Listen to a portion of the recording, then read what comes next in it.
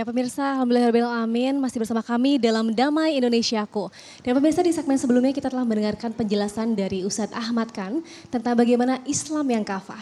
Pada segmen kali ini kita masih akan mendengarkan tausiah yang akan disampaikan oleh Ustadz Haikal Hasan atau yang dipanggil juga Babe Haikal tentang merasa paling benar dalam ibadah.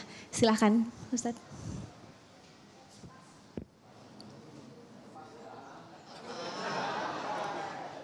Bismillahirrahmanirrahim. Assalamualaikum warahmatullahi wabarakatuh.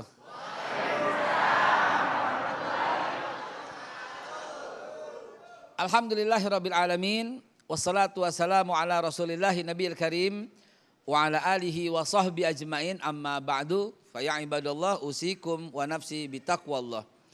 Hadirin yang saya hormati dan saya muliakan, pemirsa juga yang saya hormati yang saya muliakan, dan guru-guru. Bu, Pak, saya jadi bingung nih. Barusan begitu dingin, tahu-tahu jadi anget suasananya. Begitu dipanggil, pas banget tuh Babe ngomong yang merasa paling benar. Ada apa nih, Bu?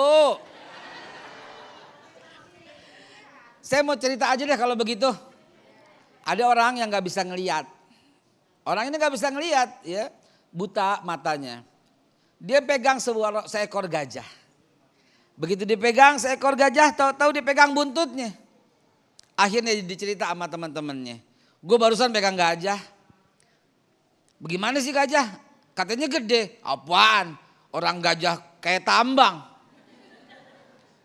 Lah katanya gede, bohong yang ngomong gede bohong. Orang gajah kayak tambang. Yang satu penasaran, gajahnya masih ada. Ada? Ah penasaran. Gue lihat dah. Kan gak bisa lihat ya. Gue datang. Pegang, ternyata yang dipegang belalainya. Dia balik lagi, jangan percaya sama dia nih. Gajah kayak tambang apa? Gajah itu kayak pipa yang gede itu loh. Paralon. Itu loh, segede gitu. Tambang dari mana? Ini berdua sama-sama pegang, bagaimana ceritanya sih? Ditanya lagi, coba nih juri deh. Kamu nih sebagai juri di antara kita, pegang. Begitu pegang, dia pegang badannya. Gajah kayak tambang, gajah kayak pipa, gajah itu kayak tembok. Gue pegang dari ujung ke ujung rata, tiangnya di mana? Ini berdua ngaco nih, yang berdua bilang, oh dia sarap kali ini. Kira-kira yang benar siapa?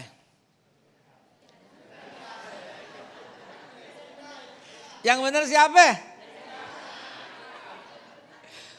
Emang emak-emak Masya Allah ini bener semua. Tanya yang keempat. Yang keempat ini juri dibilang. Udah deh. Ente guru coba tolong tengahin di antara kita ini. Dipegang. Yang dipegang pas lagi berdiri kakinya. Bingung. Ini katanya dari tiang gajah ini. Dari mana gak ada tiang? Ini tiang semua. Iya kan habis dipegang tiang kosong tiang lagi. Terakhir ada seseorang yang terakhir deh. Ini udah terakhir deh. Kita semua udah ngaco nih. Coba sekarang tanya sama yang terakhir. Kebetulan dia berada di satu perkumpulan yang semuanya kagak lihat. Akhirnya bismillah saya yang pegang. Ikut ya nurut apa kata saya. Iya baik dia pegang. Yang dia pegang pas kupingnya. Kalian ini bagaimana sih? Gajah itu kayak tiker. Tipis. Hadirin itulah yang barusan Mas Agung sampaikan. Dengan umur yang segini, kok bisa-bisanya membenarkan diri sendiri dan menyalahkan orang lain? Udah berapa ayat yang ditauin? Udah berapa tafsir yang dihabisin? Udah berapa hadis yang diapalin? Udah berapa kitab yang dibacain semua? Saudara sekalian yang dimuliakan Allah, hal inilah yang diharamkan. Jatuhnya haram karena depannya adalah nahi. Apa itu? Wala tuzaku anfusakum wallahu a'lamu bimanittaqa. Jangan paling benar sebenar, paling suci, paling hebat, paling top. Jangan. Lanya di situ lah nahi artinya haram. Iblis itu paling jago. Iblis itu kalau baca Quran, dia juga tahu semua asbabun nuzul. Orang dia ada semua. Orang dia ada zaman Nabi Musa, dia ada zaman Nabi Adam, dia ada zaman Nabi Muhammad. Sampai sekarang dia masih ada.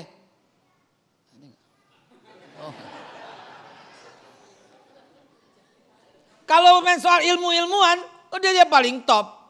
Kalau main asbabun nuzul, dia yang paling hebat. Kalau yang paling tahu soal asbabul wurud, dia yang jago. Dia pernah berjumpa dengan semua nabi. Dia tahu dengan kehidupan Rasulullah. Dia tahu dengan kehidupan sahabat. Tapi kenapa celaka? Dia paling hebat. Saudara sekalian, inilah dia merasa paling hebat. Itu yang celaka, saudara. Maka itu topiknya ini luar biasa. Seorang Islam yang kafah, yang utuh keislamannya. Nih contohnya ibu-ibu yang di mana-mana hadir pengajian, betul? Kagak, dari mana? Hadir pengajian doang. Saya pernah nanya tuh ibu-ibu jamaah saya. Pagi-pagi di Bintaro dia datang. Siang di Tebet ada lagi. Beneran waktu asar di Kampung Melayu dia datang lagi. Malam di BSD ada lagi. Wah ini ibu kafah nih, bener? Bener gak? Dia lagi ada masalah sama lakinya. Makanya dia malas di rumah. Nih center nih yang ketawa nih pelakunya pada nih. Saudara, hati-hati kita begini. Wala tabaghadu wala ta'asadu wala tadabaru wa kunu ibadallah ikhwana. Itu pesannya tuh sama Nabi tuh. Karena begitu merasa hebat, merasa pinter, timbul iri, timbul dengki, makanya dilarang. Wa kunu ibadallah ikhwana. Jadilah hamba Allah yang bersaudara. Sekarang beda pendapat ngatain bid'ah. Sabar, jangan jadi provokator loh. Gue udah biasa diginiin, tenang. Boleh kata diginiin, dipitnah juga sering. Sabar ya. Beda pendapat ngatain bid'ah. Beda tahlil ngatain sesat. Beda maulid ngatain ya Rab. Beda cara ngatain hianat. Beda bendera ngatain munafik. Beda pilihan ngatain cebong, kampret, kadrun. Mau dibawa kemana bangsa ini kalau begitu semua seterusnya saudara. Melalui Damai Indonesiaku berhenti itu mulut. Abu Bakar Siddiq radhiyallahu an mendapat predikat manusia yang paling siddiq. Mendapat manusia pertama masuk ke dalam surganya Allah itu Abu Bakar Siddiq. Mendahului para nabi. Mendahului para nabi yang lain. Karena janji Allah kepada Rasulullah, surga diharamkan sebelum Rasulullah dan umatnya masuk terlebih dahulu. Dan Nabi Muhammad SAW gak mau lebih dulu. Sebelum umatnya masuk lebih dulu semua. Dan kata Rasulullah dalam hadis sahih riwayat Tirmizi, umatku yang pertama kali masuk surga adalah Abu Bakar Siddiq. Karena paling banyak ibadahnya, betul? Kagak.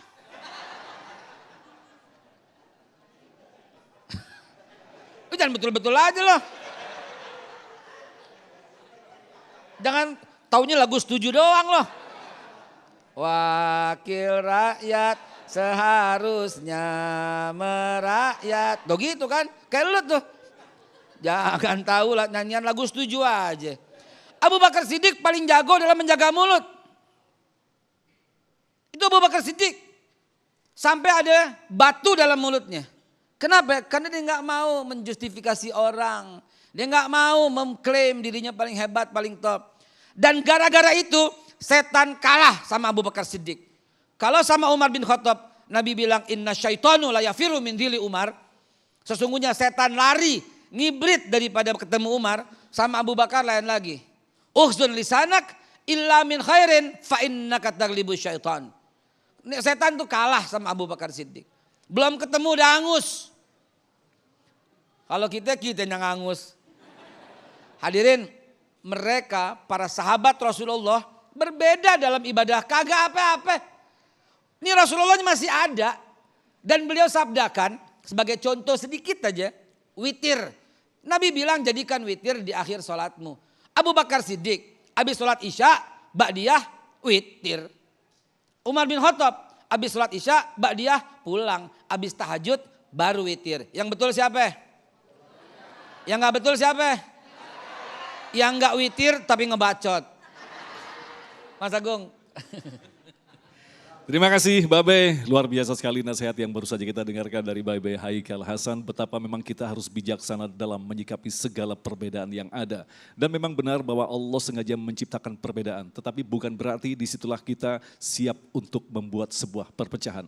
Lantas model seperti apa Islam kafah yang harus kita ikuti. Itulah yang kita kenal dengan Ahlus Sunnah wal Jamaah yang insya Allah nanti akan disampaikan oleh Ustadz Dr. Arifin Nugroho selepas pesan-pesan berikut ini. Damai usahaku yang dipersembahkan oleh Sarung Wadimor, tentu sarung kita.